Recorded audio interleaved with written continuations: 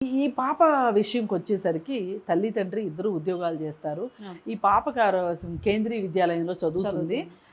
ఆ రోజు sports day ఏదో ఉండటంతోటి రిహార్సల్స్ ఉన్నాయనో ఏమో స్కూల్‌కి వెళ్ళాల. పాప ఇంట్లో ఉండిపోయింది.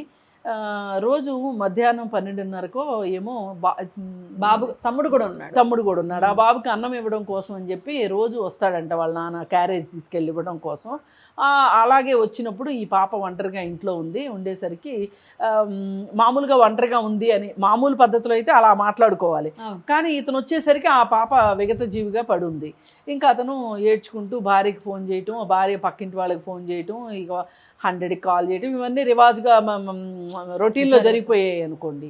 అసలు ఇప్పుడు ఇంతకీ ఎవరు చేశారు, ఎందుకు చేశారు, మోటివ్ ఏంటి అనేది ఉండాలి కదా. అసలు ఎవరు చేశారో తెలిస్తే వాళ్ళ మోటివ్ ఏంటో తెలుస్తుంది మనకి. సెకండ్ ఫ్లోర్ లో ఉన్న ఒక అబ్బాయిని అయితే చితక్కొట్టారు అక్కడ స్థానికులు, పోలీసులు కూడా పట్టుకెళ్ళిపోయారు. అయితే ఎందుకు అతన్ని అంటే వాళ్ళ ఫాదర్కి అతనికి ఏవో మనస్పర్ధలు ఉన్నాయంట. అందుకని అతను ఏమన్నా చేసి ఉండొచ్చా అనే ఉద్దేశంతో అంటే పోలీసులు ఇలాగే ఆలోచిస్తారు, వీళ్ళకి ఎవరు ఉన్న శత్రువులు ఉన్నారా ఏంటి అని. ఫస్ట్ అసలు వాళ్ళని అడుగుతారు, మీకు ఎవరిపైన అనుమానం ఉందా అని. వాళ్ళేమో మాకు ఎవరిపైనా అనుమానం లేదన్నారు. లేదనేసరికి మరి ఈ పరిస్థితుల్లో అసలు తండ్రి పైన కూడా అనుమానం వ్యక్తం చేస్తున్నారు పోలీసులు కూడా తీసుకెళ్ళి. జనరల్గా తండ్రులు కొన్ని సందర్భాల్లో తండ్రులు చేస్తారు ఇట్లా, భార్య మీద కోపం ఉంటేను. పైగా కొంతమంది తండ్రులకి ఏముంటుందంటే నిగూఢంగా కొంత వాస్తవం ఉంటుంది ఎక్కడో ఒక చోట. చాలాసార్లు అపోహ ఏముంటుంది అంటే ఈ పిల్ల నాకు పుట్టలేదు, ఈ పిల్లోడు నాకు పుట్టలేదు అని తండ్రులు మాట్లాడుతూ ఉంటారు. అది కొంత వాళ్ళ అనుమానం వల్ల మాట్లాడతారు. కొన్ని సందర్భాల్లో అంటే వాళ్ళకి కొన్ని అనుమానాస్పదమైన విషయాలు జరిగినప్పుడు వాటిని బట్టి కూడా మాట్లాడుతూ ఉంటారు. ఇప్పుడు ఈ తండ్రి కూడా అదే విధంగా ఏమైనా ఈ పిల్ల పైన ఏమైనా అనుమానం వ్యక్తం చేస్తున్నాడా అంటే ఆ అనుమానమే అతనికి పెనుభూతమయ్యి ఇప్పటికీ ఆ తండ్రి ఏమన్నా చేశాడా అనే ఒక అనుమానం కూడా కోణంలో అంటే పోలీసులు ఏ కోణాన్ని వదిలిపెట్టరు, అన్ని కోణాలు విచారిస్తారు. మొదటిగా అతని పైన అనుమానం రావడానికి కారణం ఏంటి అంటే ఫస్ట్ అతనే చూశాడు కాబట్టి. అతను చూస్తే అనుమానం వచ్చేస్తున్నాను అంటే మామూలుగా వేరే ఇంకెవరో అసలు వాళ్ళు దొరికే వరకు అనుమానితుల లిస్ట్ వాళ్ళ దగ్గర ఉంటుంది. అంటే ఇప్పుడు అనుమానించడము అంటే అక్కడ ప్రైమ్ ఆఫ్ ఎఫెన్స్, ప్రాథమిక సాక్ష్యాధారాల ప్రకారం ఒక అంచనాకు వచ్చారు వాళ్ళు ఈ ఇద్దరు అని. కాదు ఇంకెవరన్నా ఆ రోడ్లో ఎవరన్నా అనుమానాస్పదమైన వ్యక్తి తిరిగాడు అని సీసీ కెమెరాల్లో దొరికింది అనుకోండి, ఇప్పుడు వాళ్ళు రకరకాల విధానాల్లో విశ్లేషిస్తారు, వీళ్ళ ఫోనుల్ని విశ్లేషిస్తారు. మరి ఎప్పుడైనా సరే నీకు నీ భర్తకి ఈ పాప పుట్టుక గురించి ఏమైనా గొడవలు ఉన్నాయా, మాట్లాడుకున్నారా మీరు ఎప్పుడన్నా, మీ మధ్యలో ఏమైనా అతను ఎప్పుడైనా అనుమానం వెలుబుచ్చాడా, ఇవన్నీ ఆవిడని కూడా అడుగుతారు. ఇది తేలే వరకు పోలీసులు అయితే వదలరు. పైగా ఇది కేసు ఏమైపోయింది అంటే 10 సంవత్సరాల పాప అయ్యేసరికి అందరూ ఇవాళ ఒక రకంగా ఉలిక్కి పడ్డట్టు అయిపోయింది. మనం ఇది వీళ్ళిద్దరూ చేసుంటే ఇది కారణాలు అని మనం ఒక విశ్లేషణకు వచ్చాం. కానీ ఇది నిజమా అనుకోవడానికి లేదు. పోనీ ఇంకెవరైనా దొండగులు వచ్చి చేశారా అని ఆలోచిస్తే దొంగతనం కోసం వచ్చి అక్కడ ఏమీ వస్తువులు పోలేదు, ఇల్లు ఏమీ గందరగోళం కాలేదు. మరి హఠాత్తుగా రావటమే ఆ అమ్మాయిని చంపేసేంత అవసరం దొంగకి ఎందుకు ఉంటుంది, దొండగడికి ఎందుకు ఉంటుంది అనే ఒక అనుమానం కూడా రాకమానదు. మరి ప్రాథమికంగా వీళ్ళు చూసుకోనప్పుడు ఏంటి, ఇప్పుడు తల్లి ఇంట్లో ఉన్నట్లయితే ఇలా జరిగేది కాదు.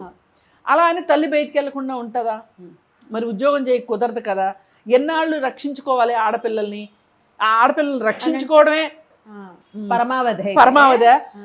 ఇంకో పని లేదా అంటే భయంగా బిక్కుబిక్కుమంటూ ఉండాలా అనే ఒక ప్రశ్న కూడా వస్తుంది. మరి ఇలాంటప్పుడు చేయవలసింది ఏంటి అంటే నేరాలను అరికట్టడం, నేరస్తుల్ని అరికట్టడం మన ప్రభుత్వాల బాధ్యత. అయితే అది కొంచెం దీర్ఘకాలికమైన విషయం. ఇప్పటికిప్పుడు ఈ రోజు అనుకోగానే మంత్రదండం ఏమి ఉండదు కదా మన దగ్గర. అందుకని ఏంటి అంటే ఈ రోజు చేయాల్సింది ఏంటి అనేది కూడా ఆలోచించుకోవాల్సిన అవసరం ఉంది. అది ఏంటి అంటే నాకు అనిపించింది, ఇప్పుడు మన ఏరియాలో అంగన్వాడీ సెంటర్స్ ఉంటాయి. ఏ తల్లి అయినా తండ్రి అయినా ఇద్దరు ఉద్యోగానికి వెళ్ళాలి అనుకున్నప్పుడు, పిల్లల్ని ఇంట్లో ఒంటరిగా వదలాలి అనుకున్నప్పుడు వీళ్ళు తీసుకెళ్ళి అంగన్వాడీ సెంటర్లో పెట్టాలి. బయటికి వెళ్ళేటప్పుడు అక్కడ వదిలిపెట్టి ఇంటికి వచ్చేప్పుడు తీసుకొచ్చుకోవాలి. అక్కడ ఒక టీచర్ ఉంటుంది, ఆయా ఉంటుంది. అంగన్వాడీ సెంటర్ అనేసరికి మన పిల్లలు పక్కింటి వాళ్ళకి అప్పగించిన దానికంటే కూడా ఒక రకమైన రక్షణ ఉంటుంది అని మనం నమ్మొచ్చు. ఇప్పుడు ఇట్లాంటివి ఏవైనా ఆలోచించాలి. తాత్కాలికమైన చర్యలు, ఇది తాత్కాలికమైన చర్య. ఇంకా మన దీర్ఘకాలిక చర్య అంటే ఇప్పుడు నిర్భయ చట్టంలో చెప్పినట్లు అవగాహన పెంపొందించటము, అలాగే ఎందుకు నిందితులుగా మారుతున్నారు, దానిలో ఉన్న సామాజిక కోణం ఏంటి, ఆర్థిక కోణం ఏంటి ఆలోచించటము, ఇవన్నీ ఇది ఒక పెద్ద విషయం. ఆ పెద్ద విషయంలోకి వెళ్ళి మనం గందరగోళపడే కన్నా కూడా ఇవాళ చాలామంది చేసేది ఏంటి అంటే పెద్ద విషయాలు మాట్లాడేసేసి అసలు చిన్న విషయం దగ్గరికి వచ్చేసరికి పరిష్కారం లేకోకుండా గుడ్లు తేలేస్తున్నారు.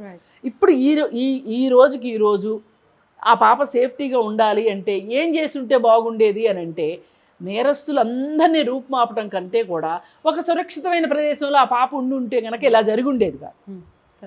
మనం వీటిని కూడా ఆలోచించాలి. ఇప్పుడు ప్రభుత్వాలు పెద్ద పెద్ద వ్యాపారాలు చేసేటప్పుడు పబ్లిక్ ప్రైవేటు పార్ట్నర్షిప్ అని చెప్పి పీపీపీల ద్వారా పెద్ద పెద్ద వ్యవహారాలు నడిపిస్తున్నారు, కోటాను కోట్ల వ్యవహారాలు.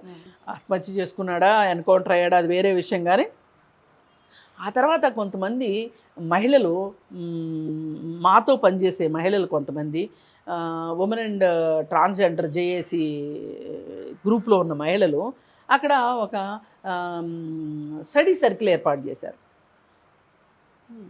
ఒక చిన్న కమ్యూనిటీ హాల్ లాంటిది తీసుకొని సింగరేణి కాలరీస్లో అక్కడ వీళ్ళు ఏం చేస్తారు అంటే అక్కడ కొన్ని పుస్తకాలు పెట్టి, కొన్ని ఆట వస్తువులు పెట్టి, ఎవరన్నా పెద్దవాళ్ళు చదువుకుంటానన్నా, పిల్లలు ఎవరన్నా చదువుకుంటాను అన్నా కానీ అక్కడ ఒక టీచర్ని పెట్టి అక్కడ ఒక వాతావరణం కల్పించారు.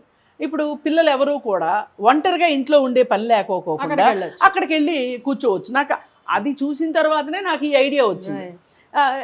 ఇప్పుడు డబ్బులున్న కాలనీల్లో ఎవరో ఇలా చారిటీగా వచ్చి చేయాల్సిన అవసరం లేదు. ఆ కాలనీ వాళ్ళే కొన్ని డబ్బులు వేసేసుకుని ఒక కమ్యూనిటీ హాల్లో ఇలాంటి పని చేసుకోవచ్చు.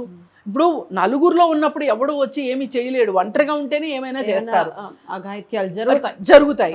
అందుకని ఒక సంఘటితంగా ఇలా చేసుకోవాల్సిన అవసరం ఎంతైనా ఉంది.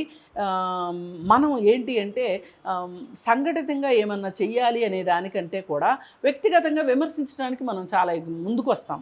అందుకని అలా కాకుండా సంఘటితంగా ఇలా చేసుకోవాలి. లేకపోతే ఆడపిల్లల బతికే ప్రశ్నార్థకం అవుతుంది. అందుకే చాలామంది ఏమంటారు ఇట్లాంటివి జరగగానే, అందుకనేనండి ఆడపిల్లలు వద్దు అనుకుంటున్నాము.